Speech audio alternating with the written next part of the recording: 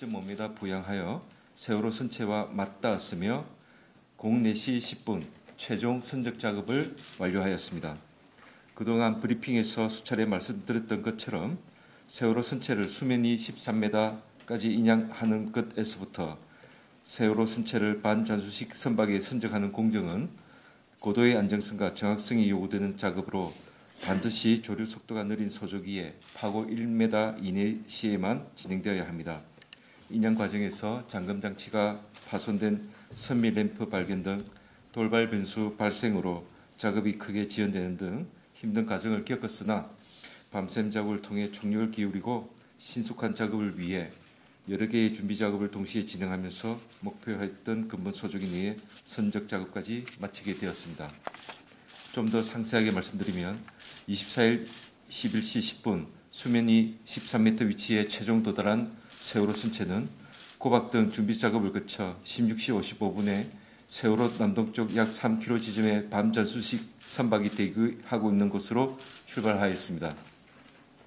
참고로 당초 14시에 반잠수식 선박으로 출발하려고 하였으나 조류가 정반대 방향으로 흐르면서 순방향으로 바뀌기를 기다렸다가 이동하느라 출발 시간이 3시간가량 지연되었습니다.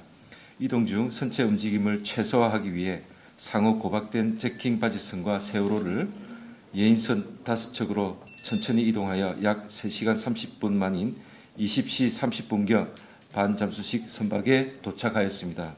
이후 정위치를 위한 자세 잡기 작업에 착수하여 24일 24시 계획한 곳에 정위치시켰으며 25일 새벽 05시 50분 반잠수식 선박을 약 1.5m 부양하여 세월호 선체와 반잠수식 선박이 맞닿게 되었습니다.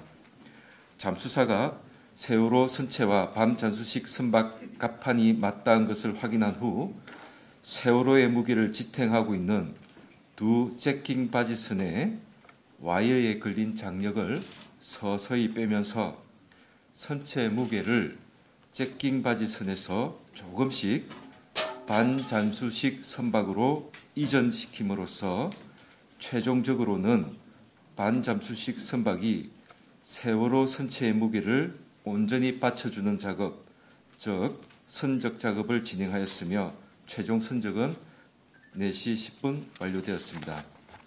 좀 더 쉽게 비유하자면 인양하는 동안 손으로 비유할 수 있는 제킹 바지선의 와이어가 세월호 선체를 들고 있었다면 지금은 등으로 비유할 수 있는 반잠수식 선박의 갑판에 올린 다음 들고 있던 손에서 힘을 천천히 빼면서 온전히 등으로 얻기 시작하였다고 이해하시면 됩니다.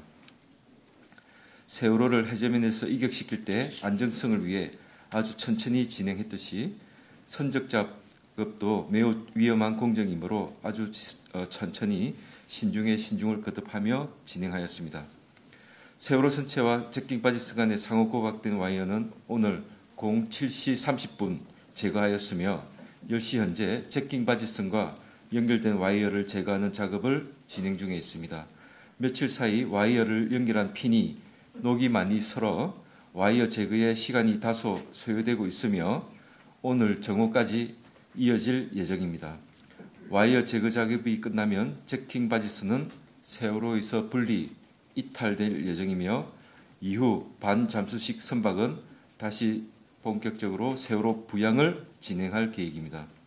반잠수식 선박의 완전 부양이 끝나면 이후 선체 내 남아있는 해수 배출과 잔존류 제거 작업도 진행될 예정이며 해수 배출과 잔존류 제거 작업 등이 마무리되고 이후 세월호 선체와 반잠수식 선박을 고박하면 목포 신항으로 이동할 준비가 끝나게 되며 준비 작업까지 지금부터 약 3일에서 5일이 소요될 것으로 예상됩니다.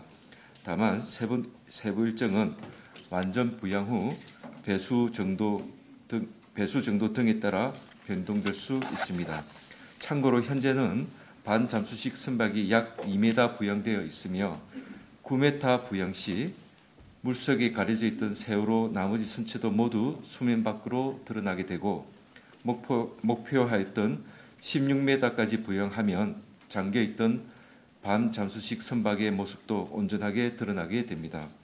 다음은 오늘의 현장 기상에 대해 말씀드리겠습니다. 오늘 6시 기준 OWS 예보는 현장의 오늘 최대 파고는 0.5m, 내일 최대 파고는 0.9m로 예보되었습니다. 이상 설명을 마치고 질문 받겠습니다. 감사합니다. 질문 받겠습니다. 여성 기자가 소속과 성명을 좀 먼저 말씀해 주시죠. 네, 저 SBS 유란 기자인데요. 그 세월호와 반 잠수선은 어떻게 고정하는지, 예를 들어 와이어 몇 개로 어디를 고정하는지, 그리고 언제쯤 고정 작업하는 건지 좀 알려주시고요. 예, 저희들이 세월호 부양을 오늘 내에 완료하는 것을 목표로 해서 추진토록 하겠습니다. 완전 부양 후에 잔존유 및 세월호 선체 내에 있는 해수를 빼게 되겠습니다. 그리고 나서 목포항으로 신항으로 이동하기 직전에 세월호와 반잠수선 고박 작업을 시행할 계획이며, 고박 세부 방법은 별도로 지금 그 잔존유 및 해수 제거 작업까지 지금부터 약 한 3일 내지 5일 정도 소요될 예정입니다. 저희들이 배수 진행 과정 등을 면밀히 살피면서 그 예정 공정을 다시 한번 점검을 하면서 세월호와 반잠수선 와이어 고박 계획도 면밀히 짜도록 하겠습니다. 짠 이후에 별도로 말씀드리도록 하겠습니다. 남성 기자. YTN 관련입니다. 그 반잠수식 선박이 조금 더 올라왔잖아요. 그러면은 현재 세월호가 수면 위로 13m 이상 드러나 있는 건지 궁금하고요. 그리고 이 완전 부양, 그러니까 수면 아래에 있는 9m가 다 드러나는 데까지는 시간이 얼마나 걸리는지, 그러니까 완전 부양이 착수해서 얼마나 걸리는지. 그다음에 마지막으로 이제 사실상 인양에 성공했다 뭐 이런 얘기도 나오는데 앞으로 남은 위험 요소들은 뭐가 있는지 설명 부탁드립니다.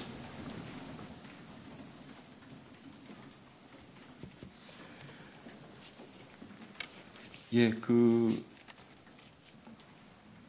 저희들이 그 세월호 선체를 해저면에 내서 이격할 때부터 13m 올릴 때까지 계속해서 위치를 선체의 자세를 잡으면서 무게 중심을 찾는 작업을 계속하였고요.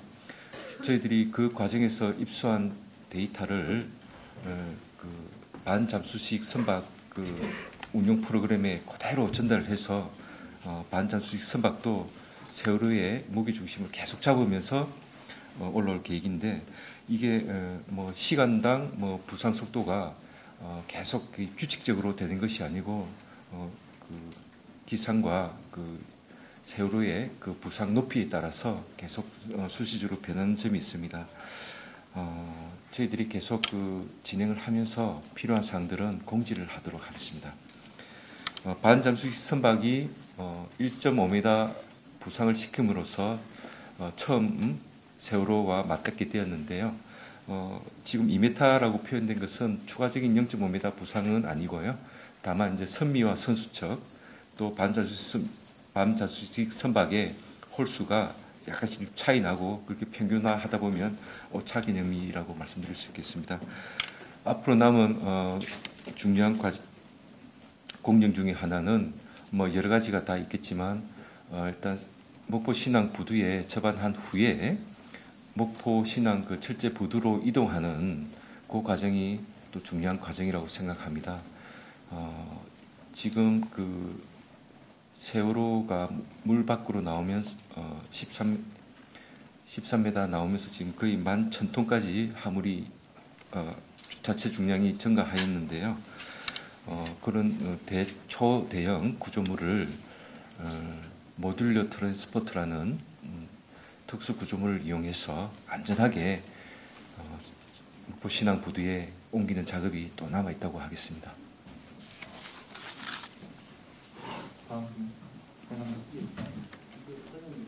연합뉴스 윤종석 기자인데요. 그 반잠수성의 부양과 그 수수 배출이 동시에 진행될 수 있는 건가요? 그렇다면 이제 3일에서 5일이 남았는데 목포신항으로 출발하기 전까지 3일에서 5일이 남았는데 그러면 목포신항에 도착할 것으로 예상되는 날짜가 대충 어느 며칠인지 말씀해 주시나요? 예, 저희들은 기본적인 배수 방법이 자연 배수 방법입니다. 그래서 세월호를 부양하면서 부양됨에 따라서 어느 정도 자연적으로 배수도 자연스럽게 될 것이라고 보고요.